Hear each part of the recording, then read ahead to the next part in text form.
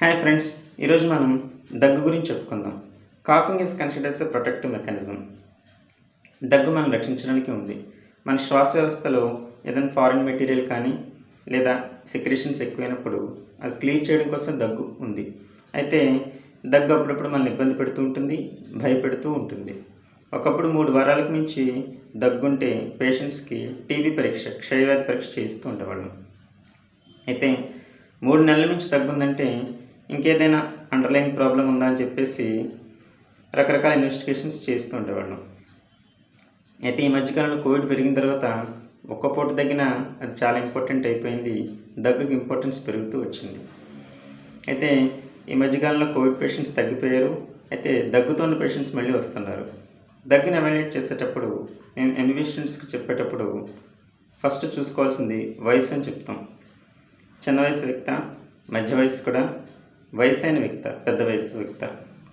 రెండోది ఎంతకాలం నుంచి దగ్గుతున్నాడు, ఏ టైంకి ఎక్కువ దగ్గుతున్నాడు, ఇంకా దగ్గేటప్పుడు కళ్ళు పడుతున్నాయా లేదా, వెట్ కాఫా డ్రై కాఫ్ అంటే ఫ్లమ్ వస్తుందా లేదా, ఒకవేళ ఫ్లమ్ వస్తే ఫ్లమ్ ఏ కలర్లో వస్తుంది, దీన్ని బట్టి డిఫరెన్షియేట్ చేసుకోండి అని చెప్పేసి అంటూ ఉంటాం.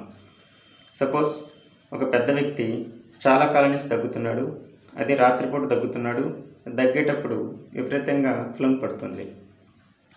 చాలాసార్లు అది ఇన్ఫెక్షన్ అయి ఉండకపోవచ్చు. పెద్దవాళ్ళు న్యాచురల్గా ఆ టైప్ దగ్గు వస్తూ ఉంటుంది, ఈ మజిల్స్ వీక్ అయి ఉండడం వల్ల అని చెప్పేసి అంటాం.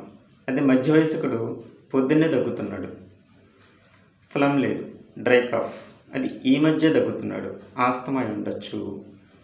అదేవిధంగా ఒక మధ్య వయస్కుడు సాయంకాలం పూట దగ్గుతున్నాడు, విపరీతంగా కళ్ళు పడుతున్నాయి, అది చాలా కాలం నుంచి దగ్గుతున్నాడు, అది పొల్యూషన్ వల్ల కానీ ఎలర్జీ వల్ల కానీ అయి ఉండొచ్చు. ఇలా డిఫరెన్షియేట్ చేసుకోమని చెప్తూ ఉంటాం.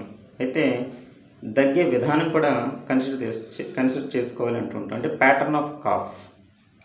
సాధారణంగా మన శ్వాస వ్యవస్థని పెద్ద గొట్టాల కింద, ఈ పెద్ద గొట్టాలు చిన్న గొట్టాలు డివైడ్ అయ్యి తర్వాత ఊపిరితిత్తులకు వెళ్ళిపోతూ ఉంటాయి. అయితే ఫోకస్ ఎక్కడుంది, ఈ దగ్గుకి ఇరిటేషన్ ఫోకస్ ఎక్కడుందని డిఫరెన్షియేట్ చేసుకోవడం కోసం ప్యాటర్న్ ఆఫ్ కాఫ్ని తీసుకోమంటాం. ఇది ఎలా ఉంటుందంటే, సపోజ్ ఊపిరితిత్తుల్లో ఉందనుకోండి కాఫ్, లోయెస్ట్ ఫోకస్. పేషెంట్ దగ్గే విధానం ఎలా ఉంటుందంటే అలా weak multiple bouts of cough అయి ఉండొచ్చు. తర్వాత స్మాలర్ ఎయిర్వేస్కి వద్దాం. ఈ లోయెస్ట్ ఫోకస్ అయితే నిమోనియా అయి ఉండొచ్చు, లేదా పల్మరీ ఎడిమా అయి ఉండొచ్చు.